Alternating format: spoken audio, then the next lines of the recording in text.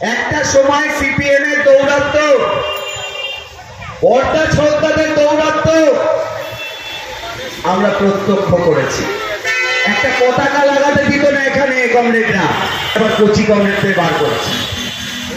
একটা সময় আপনার বাড়িতে কি রান্না হবে ওরা ঠিক করবে।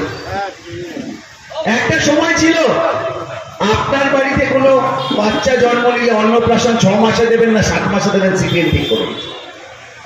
আজকে কচি কমরেডদের বার করেছে, বার করে নাকি বলছে আমার সুযোগ।